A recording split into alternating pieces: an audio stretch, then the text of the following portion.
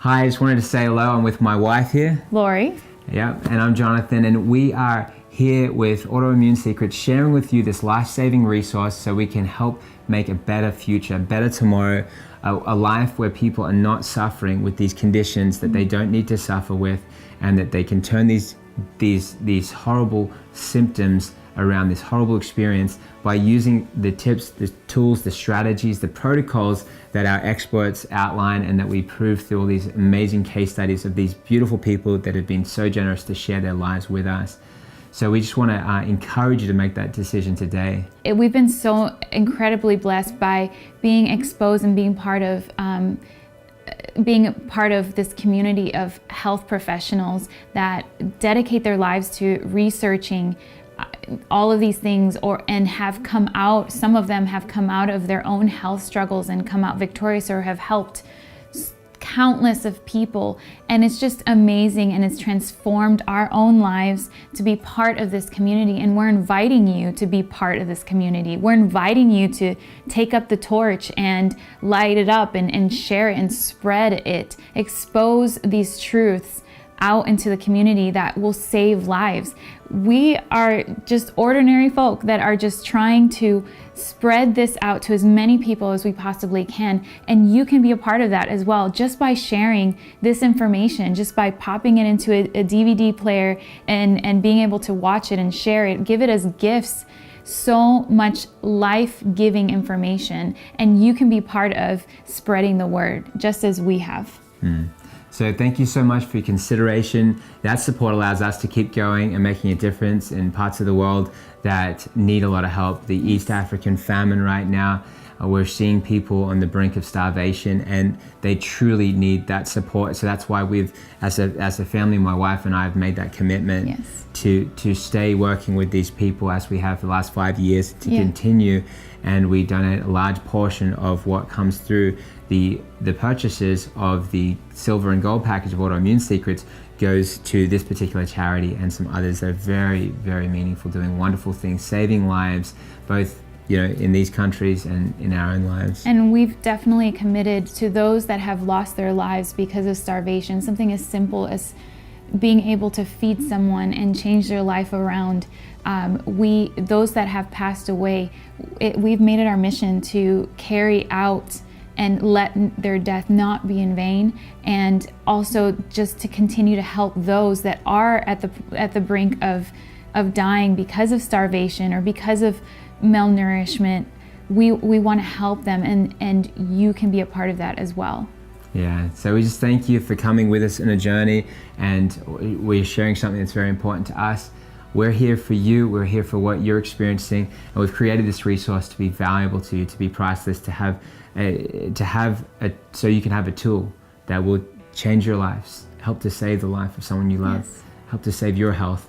There's no greater gift that you have to offer the world than having your health, because from it, you can have every other great thing, a wonderful thing. So go ahead and make the decision today to help support our mission by clicking the link below and owning either the silver or the gold package of Autoimmune Secrets. Thank you so much.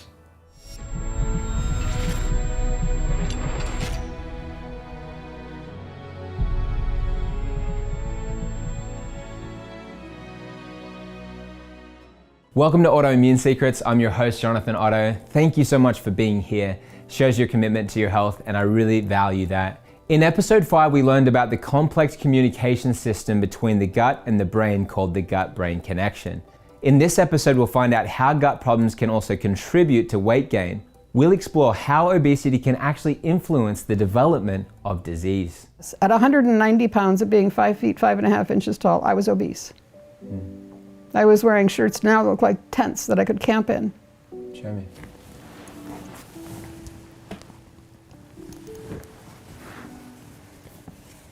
I was wearing this shirt, and it was loose, but I thought I could hide in here.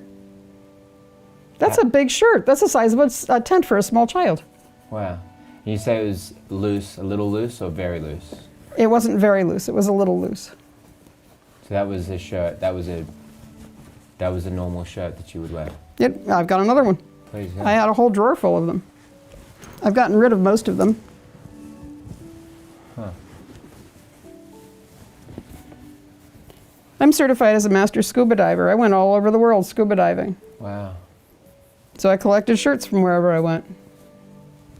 That's incredible. That's a big shirt. I could get 2 of me in here now. What is it like for you when you pick up that shirt? What do you feel? I feel horrible. I got myself that big. I did that to me. Nobody else did that to me. I did that. I was ashamed. I felt humiliated.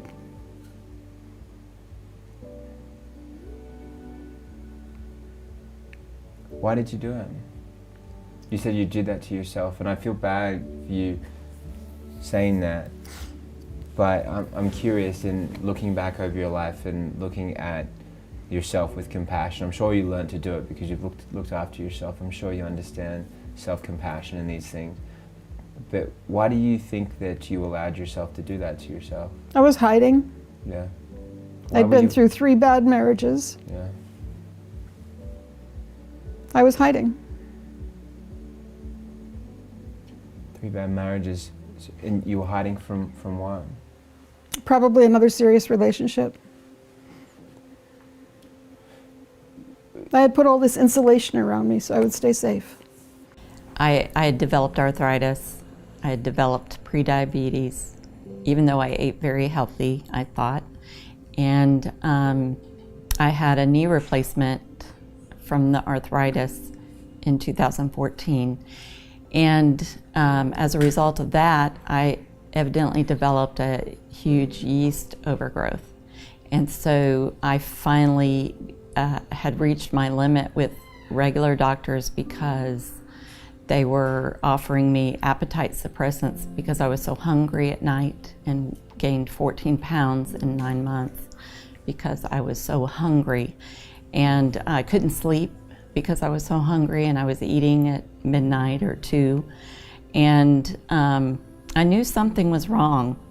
So I got so upset about it that I had already been thinking about Dr. Osborne because he had written articles that I'd seen, and I'd read them, and I thought it made a lot of sense. And so when I reached my breaking point, I made the appointment, and 4 months later went to see him.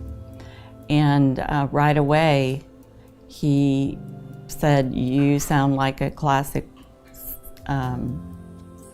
person who has gluten sensitivities," but he listed several things of testing that I could have done, or that he wanted me to do if I decided to follow the protocol. And we found out the main problem that I was having right then and there was the yeast overgrowth. And so he put me on a very strict yeast-free diet, along with no grains because of my arthritis and having gluten sensitivities. And he said I was also severely deficient in several vitamins and minerals that everybody needs to produce glucose. So that was probably why I was hungry, but also pre-diabetic. And within the first week of the yeast-free diet, I started losing weight immediately. But amazingly, I'd stopped the grains too, and amazingly, I was no joint pain within just days of going off grain, totally. Faith came to see me. She'd had a prior knee replacement surgery, and it was several years ago. And she came to see me because she couldn't satisfy her hunger. Like, she was voraciously hungry, felt like she was starving, even though she would eat plenty of food. And she had a lot of gut symptoms. Her gut was, she had a lot of intermittent, gut problems in terms of her bowel movements, and then she had just pain and uncomfortableness. And she didn't know why. She felt like her diet was really good. She felt like she exercised and did a lot of the things right. But in her case, and we did some additional testing, and one of the things we found was she had a major yeast overgrowth, which is, and that was in her GI tract. And yeast, interestingly enough, yeast is a fermenter, right? Fermentation, when you feed yeast sugar from your diet, again, even if it's fruit, they can take that food and they can turn it into alcohol. That's, fermentation. We take grapes, we take yeast, we make wine, right? Well, her gut was a distillery. It was its own distillery. So part of her gut symptoms were just from her own auto-brewery syndrome. She was basically making her own wine, even though she wasn't drinking. And that causes gut disruption, but it also creates hunger. How does that create hunger? Well, alcohol causes B vitamin deficiency. Alcohol causes a lot of nutritional deficiency. So it didn't matter how much she ate. One, she was feeding the yeast, and the yeast were producing the alcohol, and the alcohol is a diuretic, but it's also a malnourishing agent that causes vitamin and mineral deficiency. So it set her up on this vicious cycle of starvation in the presence of plenty, right? She had plenty of food. It wasn't an issue of how much food was coming in. It was just an issue that it wasn't nourishing her. So we had to go after those yeast. First we had to identify them. Then we had to create a plan to go after and kill them. And so once that happened, her gut symptoms cleared up completely. The result was I lost weight. Over the course of 6 months, I lost 30 pounds. I felt relief from no pain. Before, I would, like for instance, wash some of my windows on the back porch, and I would take a break, and when I got up to walk around, I felt like an 80-year-old hobbling around with so much pain. And now I can clean all my windows and keep going, and no pain whatsoever. So that's a great improvement. I've also learned what foods I'm allergic to. I was eating eggs and found out I was allergic to egg whites and almonds. I was eating a lot of almonds, and so I've cut those things out. I now eat duck eggs, which I'm not allergic to because I love eggs, and I find them at the local farmer's market. She just needed to eat the right food, and she needed to get rid of the yeast overgrowth, and then her body received the nutrition from the food, and it was able to satisfy her appetite and create a resolution for her gut symptoms. So a classic example of, eating more doesn't solve the problem of voracious hunger or of a lack of ability to grow. And I see this in kids, especially failure to thrive, or little babies. The parents are, the pediatricians say, feed the kid Pediasure, feed the kid, these sugary processed drinks, just get more calories in the kid, and the kid's not growing, and the kid is actually digressing and shrinking. And we take that out and we start taking away all the chemicals and the processed junk and give them real food. Guess what happens? They start growing. They don't even have to eat as many calories. They just start growing again. Now, again, not that Faith was a kid, but she was an adult post-surgically who developed, in my opinion, probably developed the yeast overgrowth because of the antibiotics used, right? The IV antibiotics that are used during surgeries predispose someone to a yeast overgrowth. So you get, anytime you take an antibiotic, you run the risk that you're wiping out your good gut flora, and that yeast will take over. They will start to replicate and populate your gut instead. And a yeast overgrowth, again, it can produce alcohol, it causes brain fog, it causes fatigue, it causes excessive hunger and excessive craving. It can cause disruption in your hormones, disruption in your blood sugar, it can cause thyroid problems. So it can create a whole lot of different types of symptoms. Hers just happened to be that voracious hunger. So when we're talking about diabetes or obesity, what are the first things that come into our mind? We're always thinking about weight gain, weight loss, decreasing weight. Oh, I'm eating better, I'm eating lighter, or I'm skipping meals and I'm still putting on all of this weight. So when we're actually trying to help prevent or heal obesity, we're always thinking about increasing the fiber in our diet to actually help with several different things. There's two kinds of fibers. There's the soluble fiber and there's the insoluble fiber. Now, both of these fibers that come from plants and animals in different ways, but mostly in plants. And so when we're actually ingesting this fiber, it helps with, one, making us feel full, so it's satiety, or it could actually help bind up the toxins that we're actually eating and help eliminate it. So when we're talking about certain fibers, I'm going to talk about dark green leafy vegetables. And why do we always talk about eating salads and being healthy and eating salads and being healthy?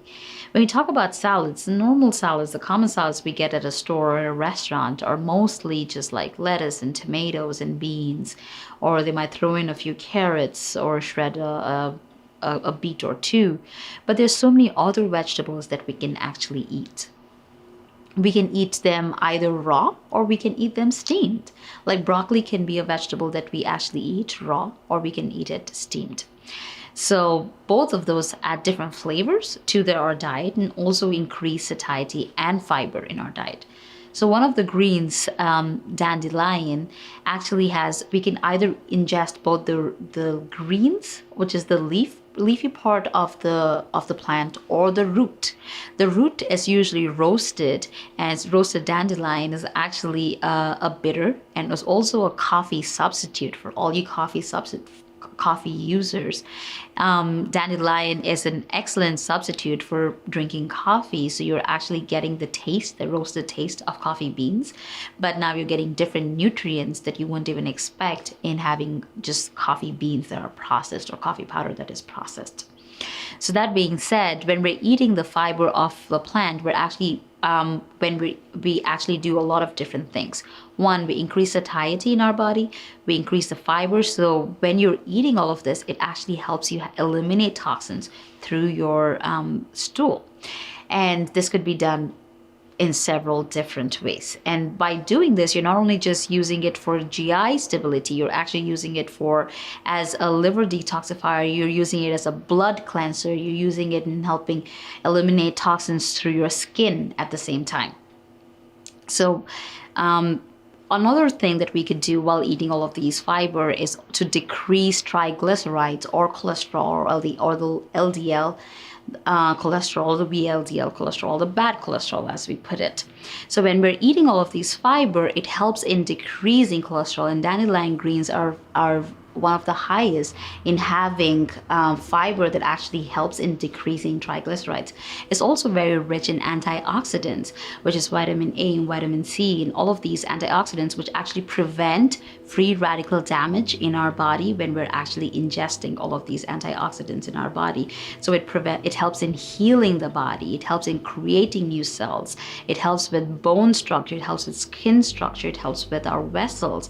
And antioxidants are known for all of these good qualities while we ingest all of these foods. Another herb or plant that we can talk about that will also increase fiber in our body and cause satiety in our body is chicory root. It is of the plant, it is one of the families of cruciferous vegetable, and chicory root is the root that we're actually using. The plant also can be used. When we're using the root has been found out to have a substance called inulin, which is a soluble fiber in our body.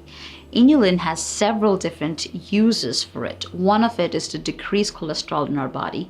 Two, it prevents diabetes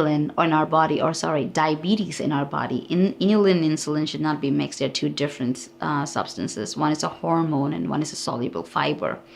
And three, it decreases the triglycerides in our body. So when you're actually ingesting chicory root in your food, it also tastes like coffee. And this has been used from World War II as a substitute in all the different countries for coffee when people were using a lot of coffee. And now chicory root tea is actually a very common tea that is used in Louisiana, because I believe Louisiana was one of the most important importers of coffee during the World War. So when you roast the chicory root and you drink it as a drink, then you have the same feeling, the same satiety, and it increases the same neurotransmitters in your brain that coffee would do. But here you're eating a nutrient-dense food that has other qualities that a coffee bean wouldn't really have. Yeast overgrowth and autoimmune disease often go hand in hand to exacerbate each other. Many people are struggling with brain fog, digestive issues, fatigue, and sugar cravings, are just actually struggling with yeast infection and they don't even know it. If you're having gut issues, one of the things to look at is intestinal permeability or leaky gut. And basically what happens, think of it as you have Swiss cheese in the intestinal tract and the holes are too big. So there's things sneaking through. And when there's foreign things sneaking through, then we're now absorbing things that we're not supposed to. And again, these are foreign objects. This can cause weight issues. This can often times do the opposite though, or actually create so much inflammation, so much autoimmunity that people become underweight. So we've got kind of the spectrum that, yeah, you could definitely be overweight from having gut issues and leaky gut and inflammation there and foreign things getting in or undenatured proteins and things getting in. But you can also have the other side, which I usually see from a clinician standpoint of the chronically ill or this very severe chronic autoimmune state where it's really like, underweight. So I feel like no matter if you're under or over, we still want to heal the body and go after the sources that are upstream, and then the body will come back to whatever its ideal weight is for you, your body type, your age, all the above. Okay, let's be honest. Our culture is obsessed with weight, right? Maybe you, maybe your family members, maybe there's a lot of conversation around weight. Whether it's carrying an extra few pounds or feeling too skinny, very few of us are ever happy with our body size. Even when we're in the process of reversing autoimmune disease, we can prioritize our weight over our healing. Sometimes our weight seems so unhealthy that it makes us feel scared. Other times we just don't know how to look in the mirror. Here's what we need to understand. Almost everyone with an autoimmune disease has it affect their weight one way or another because weight struggles are often a result of disease. So only by prioritizing healing will we reach that healthy weight we desire, and that takes time and patience. I knew that I was eating too much. I thought I was eating the right things. I quote unquote tried to lose weight. And then I realized the way that I was talking to myself it wasn't beneficial to me. Mm-hmm. What do we do when we lose our keys? We find them again and we make duplicates. And that's exactly what I was doing. I'd go down 2 and come back up 4. Mm-hmm. I'd lose those pounds and I'd find them and they'd come back with reinforcements. Yeah. So I haven't lost 65 pounds. I have downsized. I have dropped it. I have used up that stored energy. I've done everything else but lose. I did not wake up any morning of my life saying, today I want to be a loser. No, that's not me. You won. I won. Yeah. Today I'm a winner. I won by another pound. I won by another 1/10 of a pound. It doesn't matter. A winner is a winner, regardless of by how much. Stephanie, can you tell me about cortisol? Where does it come from and how does it affect weight gain? Yeah, so cortisol is our major stress hormone. And there's external stressors that we all deal with, called life. It's one of the things that cortisol, which is a hormone made in our adrenal glands. The adrenals sit on top of the kidneys. And they're actually there to keep us alive. And so the main job of cortisol is to allow us to buffer life stressors, but it's not just the external stressors that it's working to buffer, it's also working on buffering biological stressors, which looks like inflammation. And so, if you're getting stress signaling, either from your lifestyle or from the food you eat, there's stress signals in food, actually, like actual stress molecules or compounds, in the form of like omega-6 fatty acids and like simple, carbohydrates and so on and so forth. Or there's biological stressors, there's inflammatory processes going on, either because there's, chronic infection or there's, toxic burden. The body goes into protection mode. And in protection mode, its main job is to try to survive. And cortisol is a signal that's there for survival. If we lose all cortisol, we can't live. And in survival mode, the last thing it wants to do are what are considered more superfluous, processes like weight loss. So it holds on like almost like a shield or like a battle shield, because it's dealing with external stressors or internal inflammatory stressors like a fire that it's trying to dampen. Then how do I reverse the effects of cortisol in the body and with weight gain? Yeah, so you have to deal with where the source of the cortisol excess is coming from. So if it's lifestyle aspects, like you're sitting in traffic several hours a day, and you're sitting at a desk all day, and you have deadlines, and your relationship is, stressful, and you're not getting enough sleep. Those are things that you can control externally and start making changes to, that then give the signal to your adrenals that, you can calm down and actually regulate and, put out the proper amount of cortisol. And the same goes for internal inflammatory impact. Looking for sources of inflammation, with what you eat being one of the lowest hanging, most abundant aspects of that, because we do it multiple times a day. Excellent. So you can change the source, and the adrenals will self-regulate. And when they self-regulate, your body has a new signal that says, okay, we're not in fight or flight, we're not in battle mode. We can now utilize, and perform mechanisms that allow for normal metabolism again. One of the main hormones for weight is insulin. So insulin is an energy storage hormone, or energy signaling hormone. And it, along with its cousin leptin, which is a hormone of satiety, like the brain signal that says once you've eaten, you're full, play a role in the way the body utilizes the food you take in.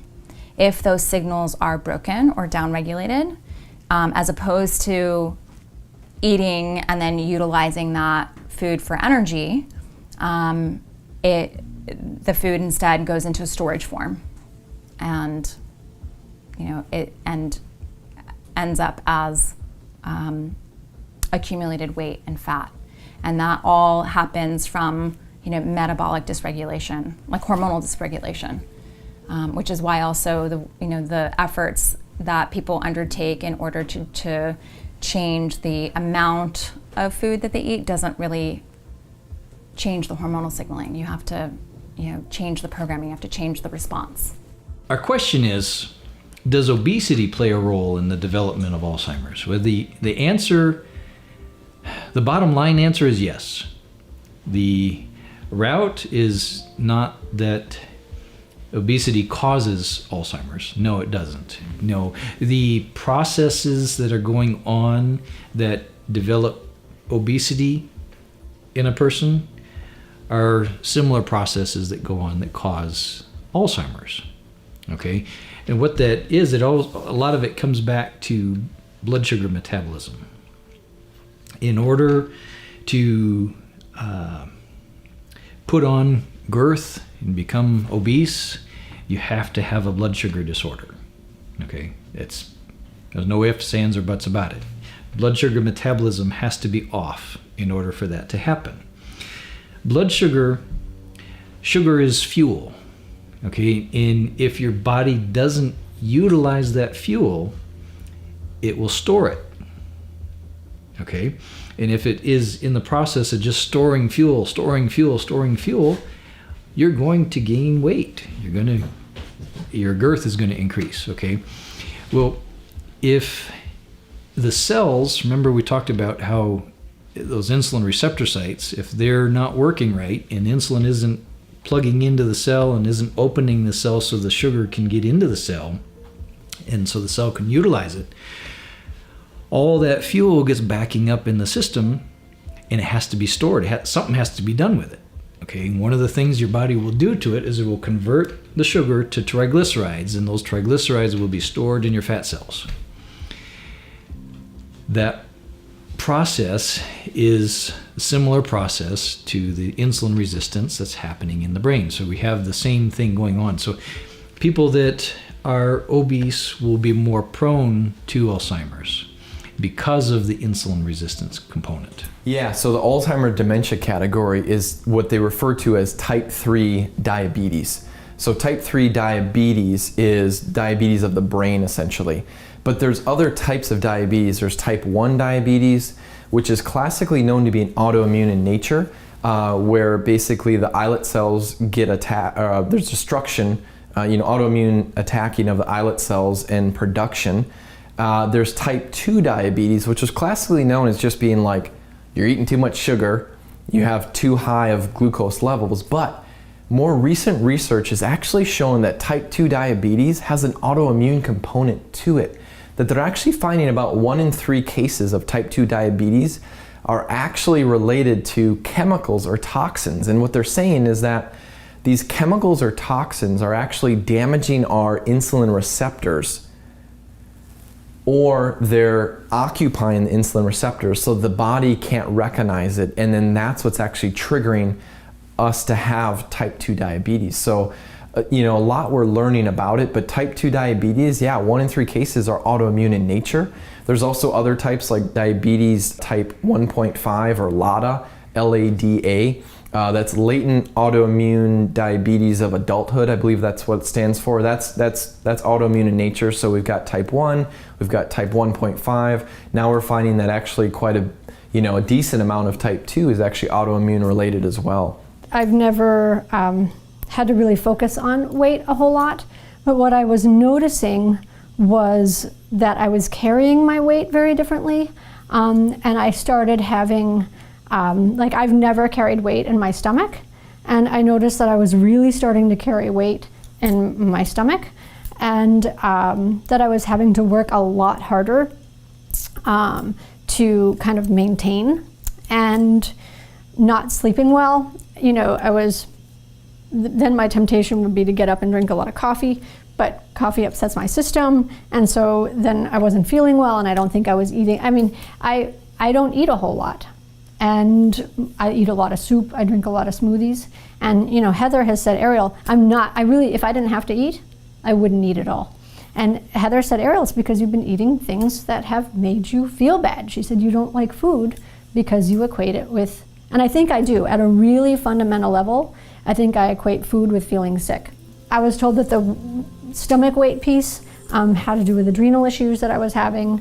And I think not sleeping was getting tied in there, and so I was drinking a lot of caffeine. I was having cravings for things that weren't really nutritious, and so I think now I'm exercising. I think I'm eating things that my system isn't causing a lot of inflammation. My system's can digest, where I'm able to branch out between or beyond just soup and smoothies, and eating more real food, more fibrous food. So I can just feel my system operating much better. And I was able to go back down in my pant size.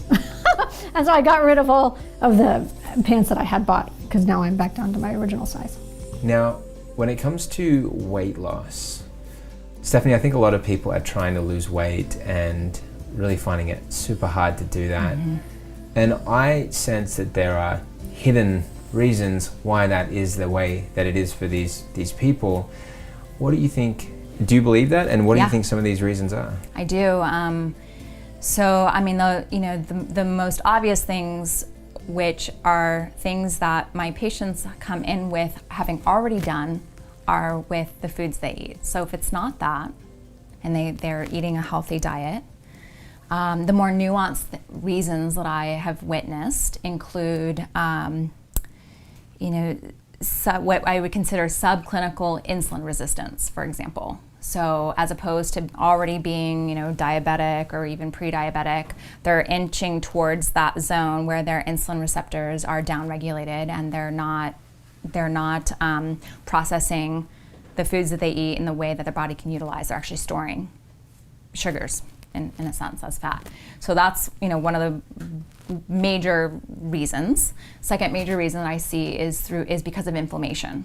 So again, the foods that you eat contribute hugely to how much inflammatory burden there is on your system, and it's probably the biggest impact point in the sense that we eat multiple times a day.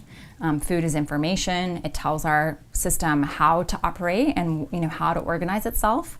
And even when you start making healthier choices, if there's a long established inflammatory burden on the body, the ecosystem, the biological ecosystem says inflammation is a battle that I'm waging, and before it wants to do things like get rid of excess weight, it's in protective conservation mode because it's busy dealing with the inflammatory, fire that's in their system. So that's another thing I see. And then toxins too are another. They're not only a source of inflammation, but they are stored in fat cells, and they change the metabolic signaling that is involved in utilizing energy. So I could probably go into a lot more other options, but those are some of the patterns I see. We know that autoimmune disease can affect weight, but there's also some overlap that suggests it works the other way too. Metabolic disease can provoke autoimmunity.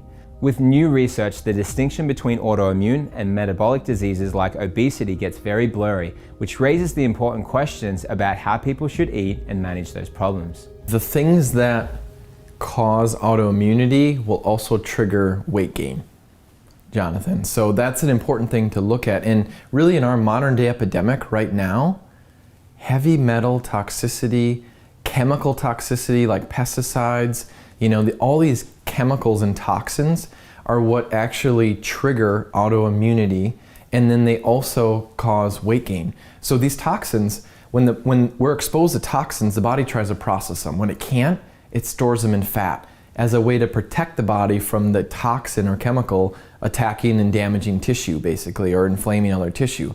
So somebody that's weight loss resistant, where you can't lose weight, and like you mentioned, you just breathe and you gain some weight.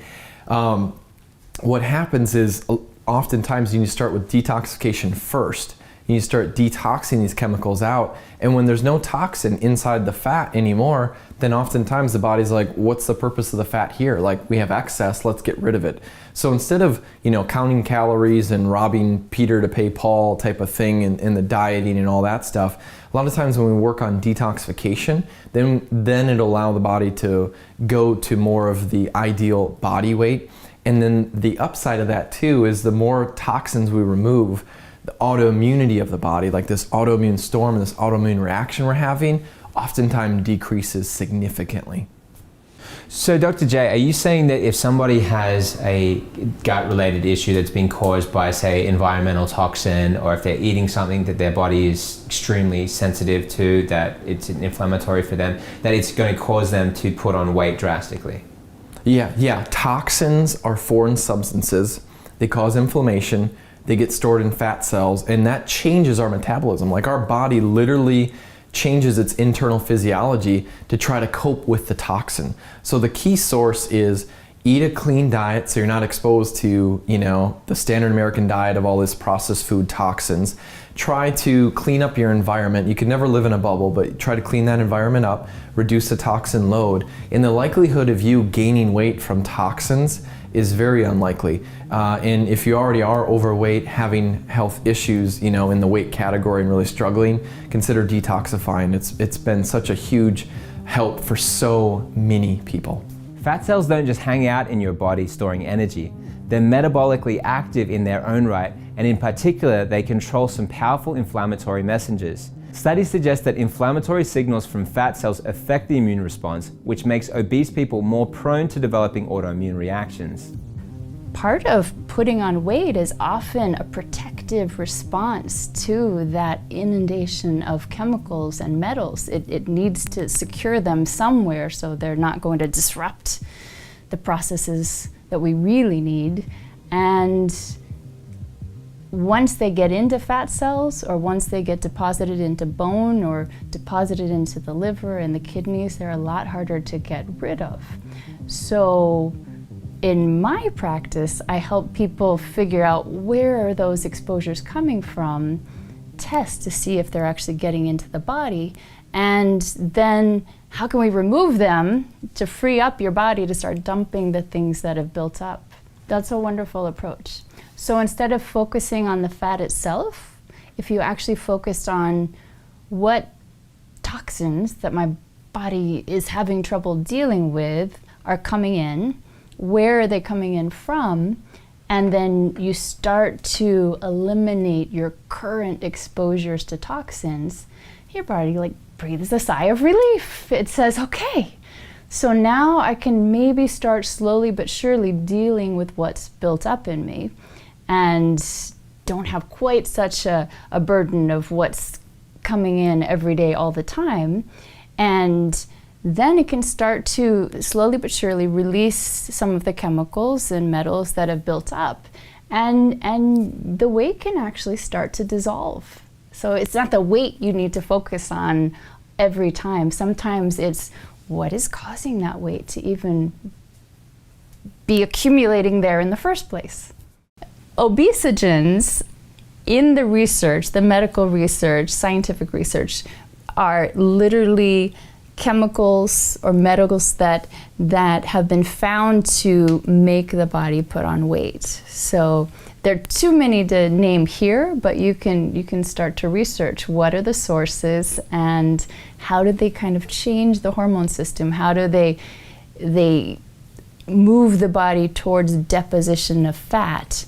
So these obesogens are good things to start to avoid. The first step is, I always like to differentiate drainage versus detox. Drainage is making sure your pathways are open. Liver bile duct, making sure that's moving, making sure you're not constipated in the colon. The lymphatic system, the brain drainage, making sure you sweat. These are all the normal, kidneys actually urinating. These are all normal drainage pathways that the body just moves things out and out of the body. If you are clogged drainage-wise, if you're constipated, if the liver bile duct is clogged, which is one of the #1 issues I see with autoimmune cases and chronically ill people, is this liver bile duct. If that's clogged, the last thing you want to do is jump into trying to detox, because the toxins have nowhere to go. So when we're looking at detox, drainage is first, and then now we can actually start detoxification. Detoxification first starts by limiting how much we're exposed to, right? Because you can't clear out what's built up in your body if you're constantly being exposed to things. So remove the source is #1. Then the second thing is, let's start, emptying our bucket. We all have toxins throughout our lifetime that we're exposed to that kind of pile into our bucket. Our mom gave us some toxins to add to our bucket as well too. So we want to start emptying that. Some easy ways to start is to increase glutathione in our body. So glutathione it's a little bit longer word, but it's involved in what they call phase 2 detox. But what you need to know about it, it's the strongest antioxidant in our body. Our body naturally makes it, but it's also a very good detoxifier. But here's the thing. Those with autism, those with cancer, those with health issues are going to have lower glutathione. So we want to do something to help boost that up and get that moving. So there's different things like liposomal glutathione. There's different products like, or foods even like whey protein that can help raise glutathione. There's precursors as well. There's things that actually help recycle it. So I think doing some research in the glutathione category or side of it can be very beneficial and very valuable in detoxification.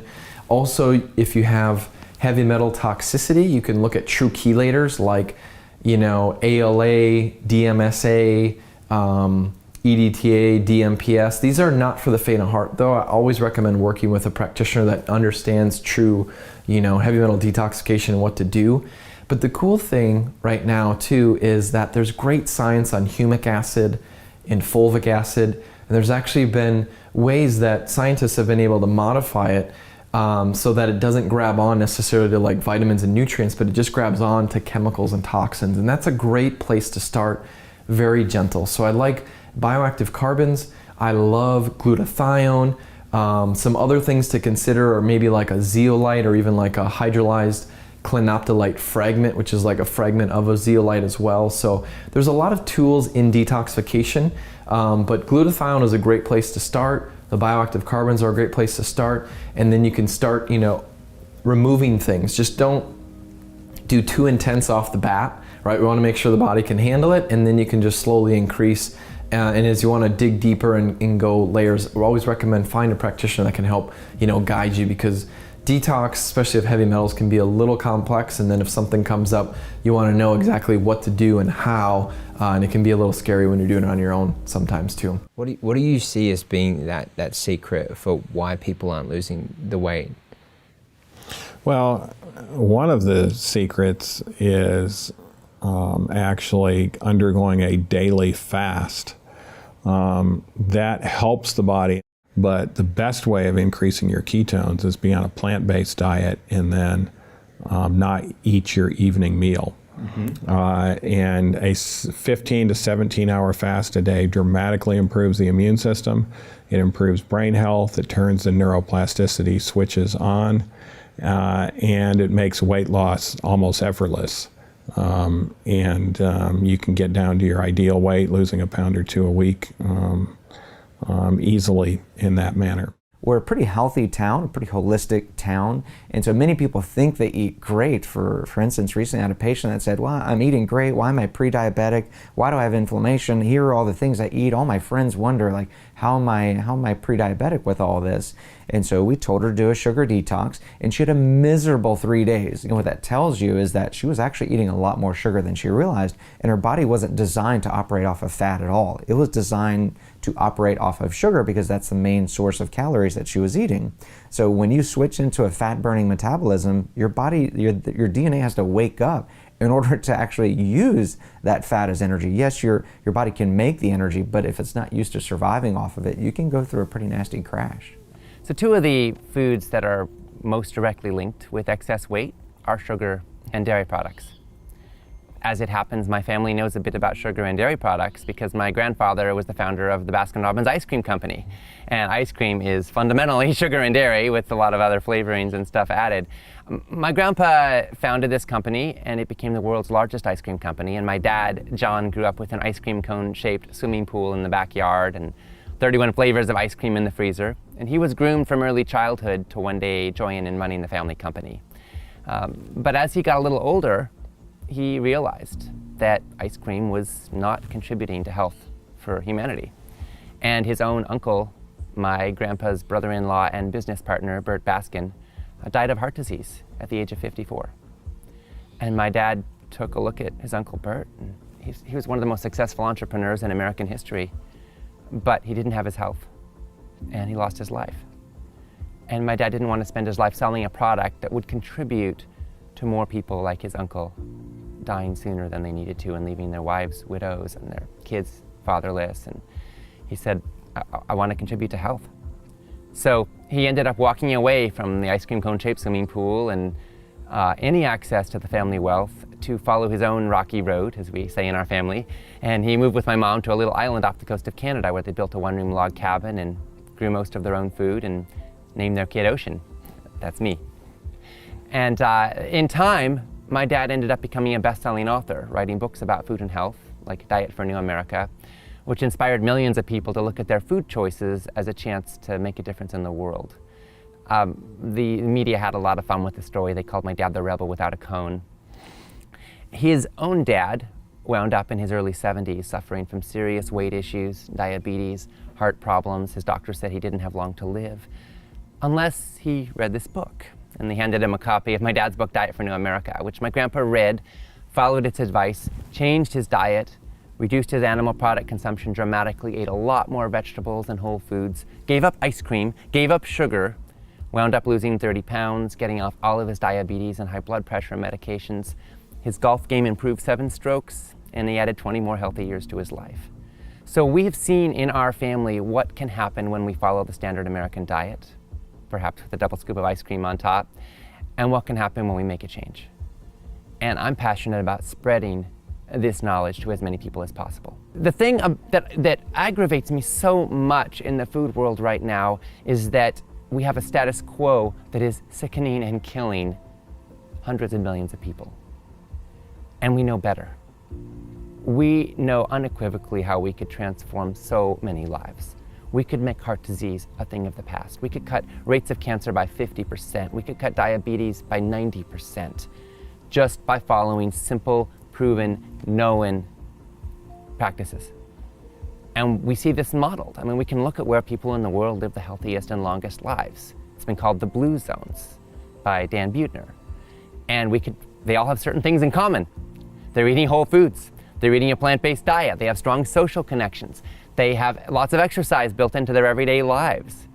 And when we model ourselves off of these communities, we can take advantage of the exact same principles and get the same kind of results. That's some interesting content there. So Yeah, I think there's some fascinating reality that the shapes that we see that would make up the macro structure of a walnut, for example, and you mentioned the brain, or the carrot, slice it across and you can see something that akin to the eyeball. That phenomena is probably not by mistake at all. And so my cancer research happened to be in the carrot, basically. And so I was working on building drugs out of the naturally occurring compounds of beta carotene and some of these other things that trigger the retinoid process, these RAR and RXR receptors within cancer cells.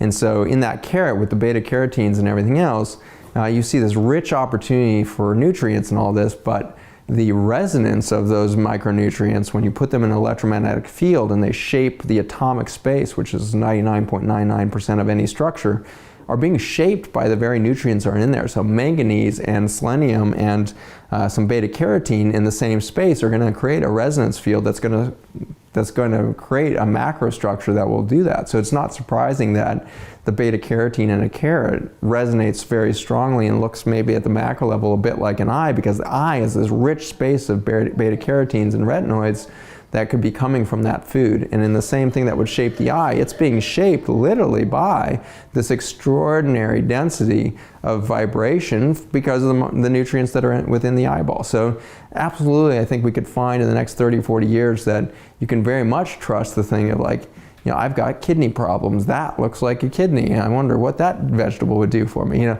I think there's some truth in that. To blow it up further, then you've got the question of like, what are some of the most interesting little factoids that you come upon when you start studying nutrition?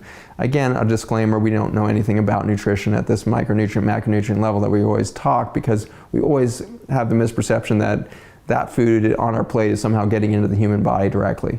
But in reality, that food is again feeding the bacteria, fungi, and they're going to turn that into something very unique and then deliver that to the body, which may be a completely different nutrient profile than what you just saw on the plate. So that's the caveat. But there's some fun ones here. And one of the big things about teaching a plant-based diet, the most common first gut reaction from the consumer today is, where do you get your protein from?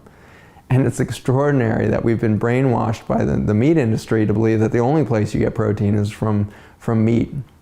This is changing slowly in our awareness because more and more menus across the country are including protein options, which might be meat, might be tofu, might be tempeh, might be some other vegetable-based nutrients, beans, etc.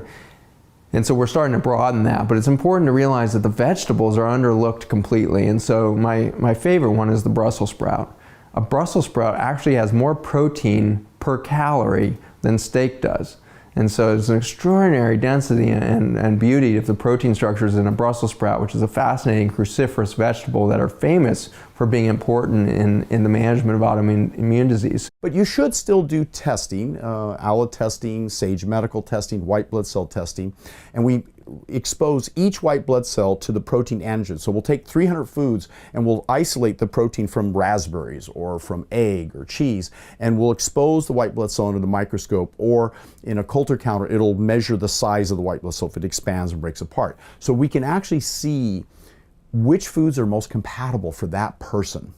And once we know that, it's more than, that's why sometimes a vegetarian or vegan diet may fail, because no one's done the next step to test to see what that person's compatibility is in their personalized nutrition. We look at that because we know that's the final key to clearing up their body and freeing up to fight cancer. If the body is under its right condition, we develop cancer several times during our lifetime. But under the right conditions, our immune system can attack cancer, destroy it, engulf it, shrink the tumor down before it becomes a tumor. And it takes 20 years for cancer to develop. But if our body gets it early, we don't have as much a problem. But if it does form a tumor, now we have to bring in the right soldiers. They're clean, they're healthy, they're ready to attack, not diverted by eating meat, cheese, eggs, and dairy product, but supported by phytochemicals, enzymes, and compatibility of the right food selected for that person. So I actually help for my clients to create a chart. Here's all the good foods where you're zero reactivity, meaning there's no increase in white cell expansion or breaking apart. A 1 or a 2 is not good. That's showing there's a compatibility problem. The white cells are starting to react. A 3 is really a problem. That means every time you eat that food, that level 3, that every time you eat that that fish or that cheese or that milk, your body's reacting. Or it could be gluten, but it depends. Or it could be a certain nut or seed. So we like to soak nuts and seeds. We like to sprout grains. We like to do certain things to bring the food alive and whole and as natural as possible. We like to cook beans properly, so we remove lectins. So we get everything in the right balance. So the phytochemicals, the enzymes, the nutrition supports a healthy, strong immune system. Now that person has a fighting chance to beat cancer. A lot of people go to Diet Coke and Diet Pepsi because they're trying to cut down on calories. And if weight loss was just about calories, that would work. But when we understand that it's about food addiction, we come to realize that actually it doesn't work. And this is why I think studies are telling us that people who drink more diet sodas are more likely to suffer from weight problems. In fact, diet sodas are correlated with more net weight gain than sugary sodas. How could this be? They don't have calories in them. Well, here's what we think, and I don't think there's anyone that's completely definitive on this, but we think that because the sweet taste is tricking the brain, the body actually responds as if it was sugar. There was nothing in nature that our bodies were designed to consume that tastes that sweet and that doesn't give us the sugar rush. So the body responds as if there was sugar there, but there isn't. Then it feels tricked. So guess what? People who drink diet sodas crave even more of the very foods that we should be eating less of. So they're gonna have more junky calories later, typically, after having a diet soda. So if you want that crisp, refreshing, sparkling taste, go for some sparkling water with ice. Put a little lemon in it. You don't really realize, especially in America, how much sugar we crave, how your sugar cravings are when you open the fridge. What do your taste buds gravitate towards? Is it gravitating towards the yogurts and the ice creams and stuff? That's sugar cravings. And once you wipe out the sugar from your diet, it doesn't take long before those sugar cravings start to fade. And it's so empowering to realize that you have the willpower to pass up the sugar. The food industry has hijacked our taste buds, as Mark Hyman says. They've designed foods to be perfectly addictive with the right amount of sugar and the right amount of salt. And so we've kind of beat people up in America saying the reason you're obese is because you don't exercise enough and you eat too much. Well, that's not really the case. The reason we're obese is because we're eating the wrong types of foods and we're addicted to sugar. So once you get rid of the sugar, you realize how much your sugar cravings go down and how easy it is to continue that lifestyle. That's probably the biggest shocker to people once they get the sugar and carbs out of their diet, how easy it is to maintain. Do you think that there's like hidden reasons why people aren't losing weight? Yeah, brilliant questions. There's a million hidden reasons, but I think the number one issue is just metabolic inflexibility, metabolic dysfunction, stemming from circadian rhythm imbalances, gut-bacteria imbalances, which we can talk more about, and just excessive carbohydrates that cause metabolic dysfunction. So I think the biggest thing that I would tell people is to not starve yourself, not over-exercise, just honor your body's circadian rhythms. First thing in the morning, get out, get some natural sunlight, do fasted cardio. It's surprisingly effective. In fact, every fitness model and bodybuilder that gets down to like 4% body fat, they do fasted cardio every single morning with a little bit of caffeine, like green tea or coffee. That's the advantage of like losing weight. It's not just about health, it's other aspects of their life. And so they can be a more productive member of society. So that's one of the things that, again, because we're incorporating, in the programs that I like to teach, it's not just about keto and low carb diets. It's like we're talking about circadian rhythms, we're talking about detox, we're talking about exercise, stress management, sleep, like all these elements that comprise our resting metabolic rate and our ability to burn fat or store fat we're working on. So then people have these sweeping lifestyle shifts and they feel more awake and alive, in their lives, right? So more grateful, more opportunities. So that's what I've seen with a lot of my clients is just different changes in that regard. When I meet the people who are living in a right-sized body, who are not obsessed with food anymore, and they give me a hug and they tell me how much bright line eating means to them and how much learning about the message that I'm sharing with the world means to them, I guess I just relate it to my own journey and how getting to live this life instead of that life, getting to finally be freed from the torment of constantly having my life be about trying yet another path to try to lose weight. Can you think of one particular person? Just think for a moment, just get a moment. Think about one particular time when it hit you and it reminded you, and it was a deeper seed than regular. Oh, I think of Julia. Every time I talk to her, she cries. She just cries and just... Why does she cry? Why? She cries because she was so desperate that when she found me and Bright Line Eating, she was about to die from her blood work numbers were so bad, you know. Her triglycerides were 300, her cholesterol was well over 300. She was pre-diabetic. She was at a point where she was now counting down years of her life, and it was fewer than 10, you know. She was not an old woman. She was middle-aged, thinking I'm about to die because I can't get this food thing under control. And, you know, she's happy, thin, and free. She's completely free. Her blood work number, you know, her cholesterol's normal, her blood pressure's normal, her triglycerides are normal, no whiff of diabetes at all. She's completely slender, she's lost all her excess weight, and, you know, she just cries and says, I would absolutely choose this over winning the Powerball lottery any day. Not even a question, you know. No money could pay it, right? No money can pay. And I feel the same way. Like, I would give you my arm before I would give back my transformation. Like, I would spend one day in that body that I used to have, but not many more than that. Like, I would give you my arm before I would go there. I really would. My practice is also known as an obesity medicine practice. And it's a holistic practice because what you eat really matters. So the way I approach people coming to me for help with obesity, with diabetes, any chronic medical condition really, arthritis gets better, heartburn, is that what you eat really matters. And I want you to eat real food, meaning food that's not in a box or a bag, generally speaking, food that your grandmother would recognize as food, not things that are processed, highly processed. So what that does is makes the food that you eat lower in carbohydrates automatically because you're not having lots of refined sugars, you're not having lots of, you know, potatoes, pasta, rice, things like that. And that is the general principle, is eat real foods. Thinking about it, remember diabetes is a condition where the blood sugar is too high. And if you want to lower the blood sugar by what you eat, then don't eat so much sugar. So the problem with that simplicity is it flies in the face of most major organizations which recommend that diabetics eat lots of carbohydrates. But I think the reason for that is most of the doctors who are treating diabetes put people on a medication. And a medication can make the blood sugar go too low. And eating carbohydrates keeps the blood sugar from going too low.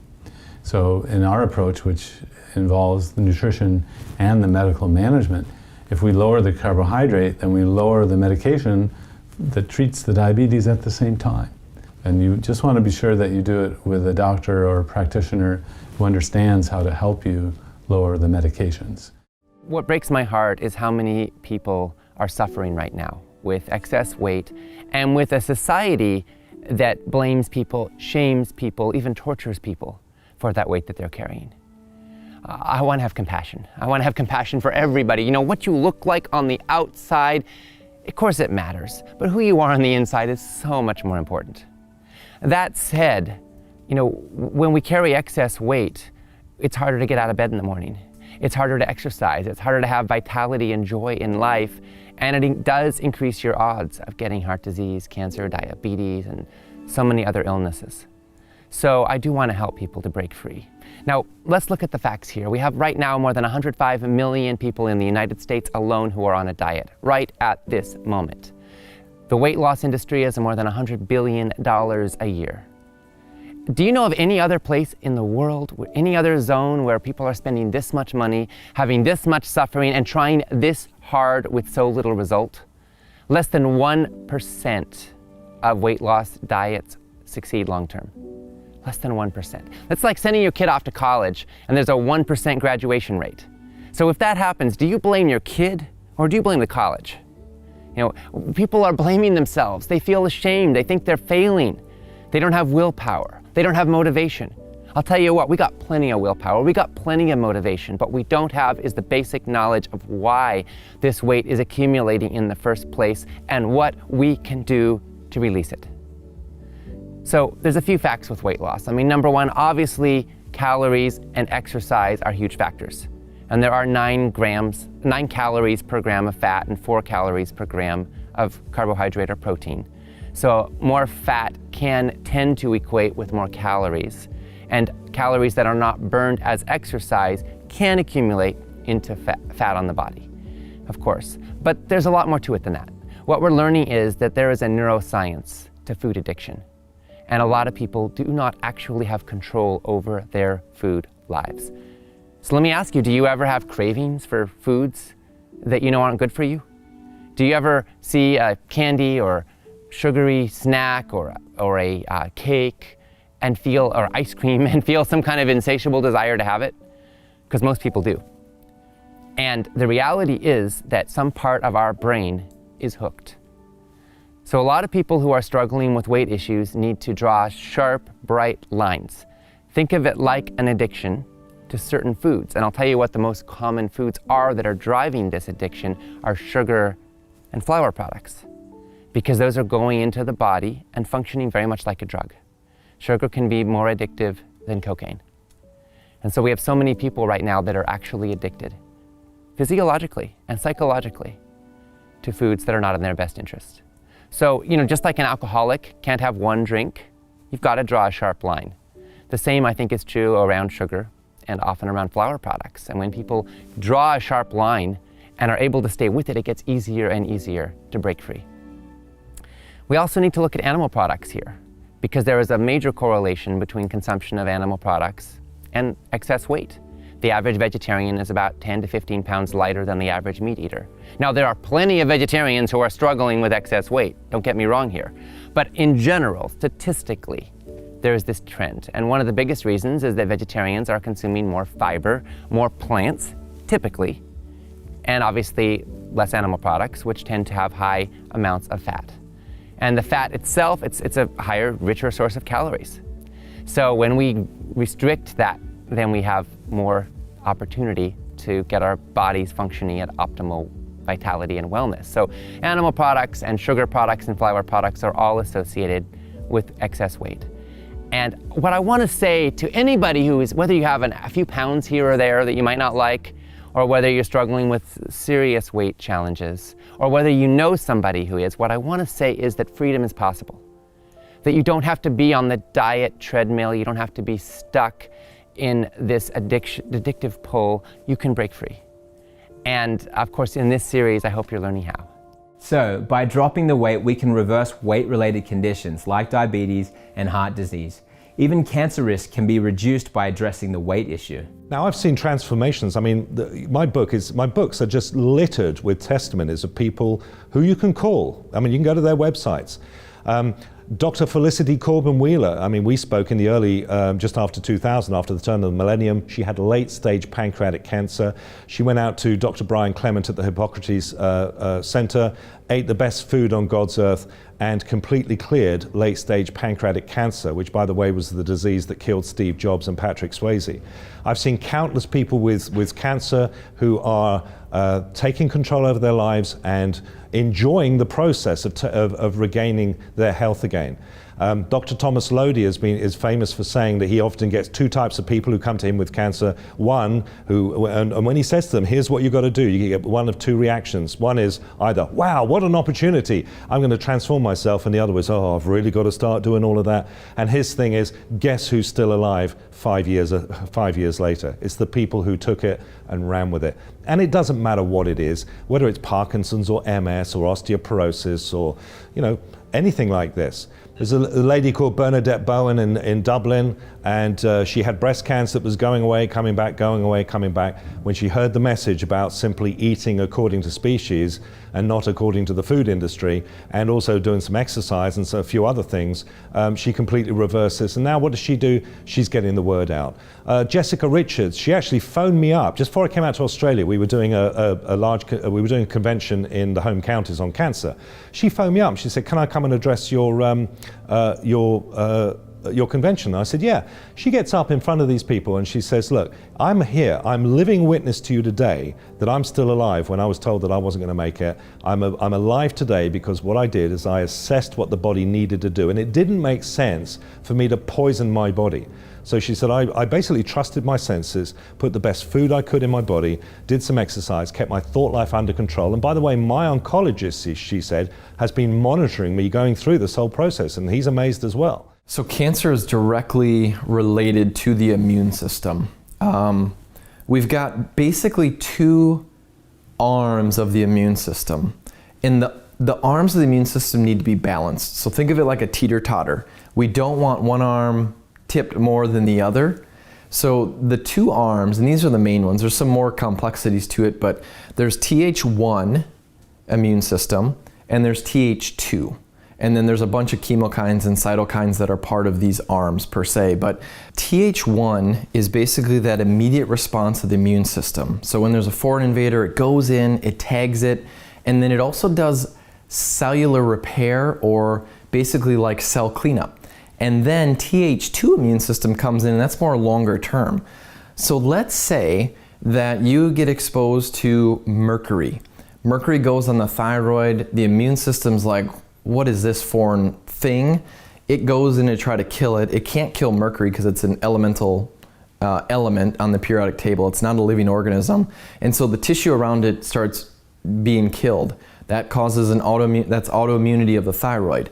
So what happens then is Th1 tagged it, Th2 goes in, and the body gets stuck in there because the mercury's not dying. So it's chronically in this Th2 dominance. This is where we get the RA, the MS, the lupus. So we get stuck in this teeter-totter where Th2 you're stuck in. And then what happens is now we're deficient of Th1, and Th1 is that cellular cleanup, or that cellular debris, or when abnormal cells are formed, it's going to clean it up. So if we're deficient of Th1, that's where the cancer risk comes in, because we're missing the cellular cleanup or the abnormal cell replication, and we're stuck in Th2. So cancer really revolves around autoimmune in nature of Th1 versus Th2 from an immune standpoint. So if we're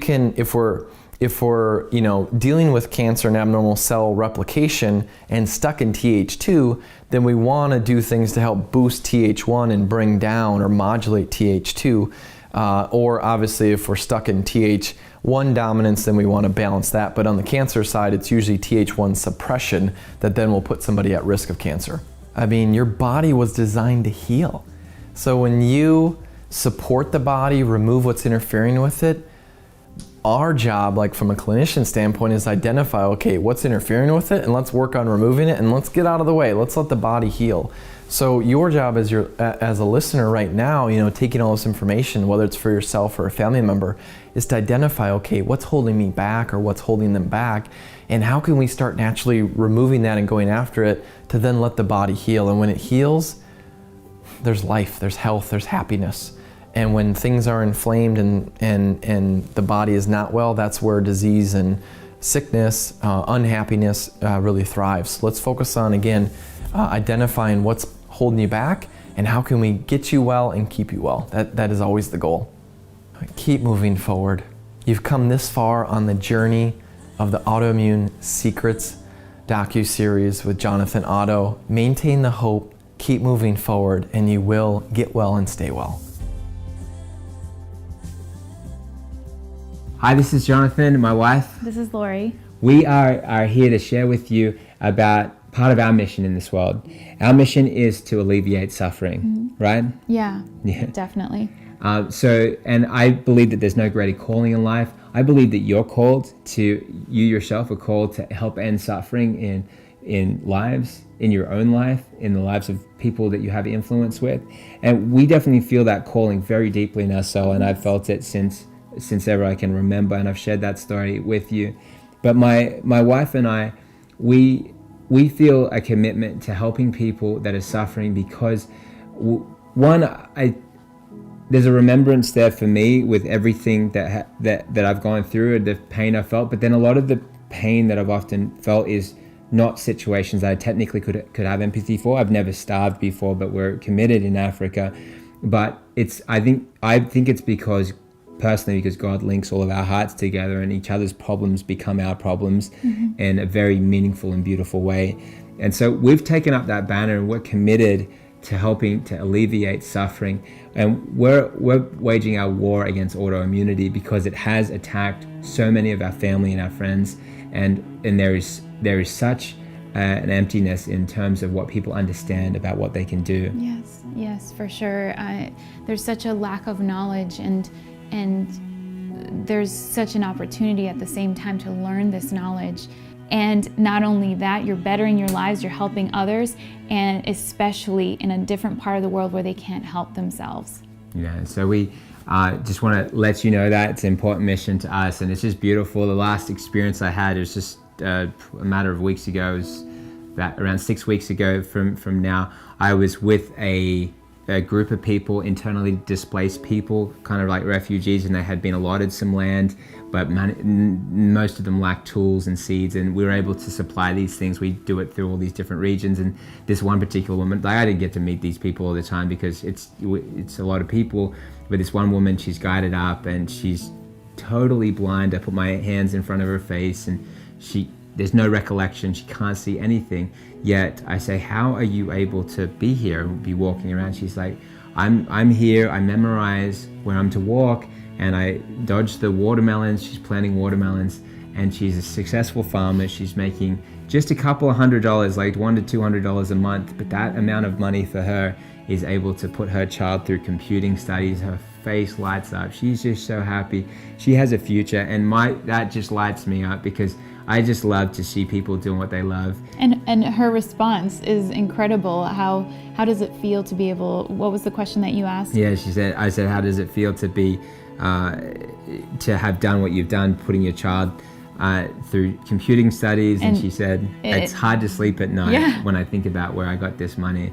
Imagine being able to not sleep at night for good reasons, right? Instead of reasons because of health, because of suffering. We want to turn it around. So yes, we want our sleep, but it's exciting to know when people's lack of sleep is because they're so excited about life, the simple things in life that they need and we all need. That's what we want you to have. Yes. We want you to have that experience of it's hard to sleep because I'm so excited, because I'm making changes in my life and I'm feeling the difference and I can see my future.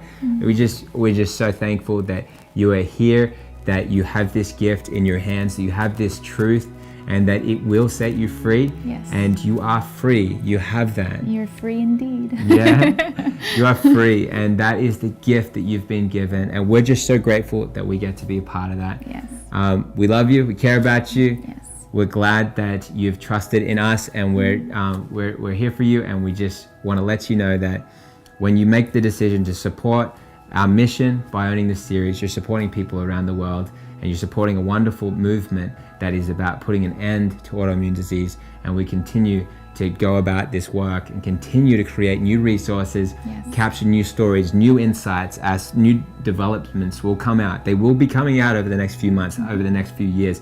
We will be able to continue giving you that help and advice and support. And that's part of the reason why we created the Gold Package, which has the live question and answer calls for 6 months with our experts from our series, including, so I'll be on the line as well, and we'll be fielding your questions. It's a 90-minute call or more, depending on the questions, and you'll be able to ask your questions, and they will be able to fuel you with new insights that are coming through the pipeline, and you'll be able to ask those important questions that you need to ask with the awesome experts, including medical doctors and holistic doctors that will be on that call. How cool, right? It's definitely. Yeah. So make the decision today to own either the silver or the gold package and come with us on this journey, and so we can continue this amazing support that we're giving across the world, the support that we can give to you through this precious resource that will help equip you with what you need to know and your loved ones in these difficult times, but these times when we have knowledge and power because of the tools that we have. And Autoimmune Secrets is that gift. So please bless your loved ones with it by taking the decision to own it today. Thank you.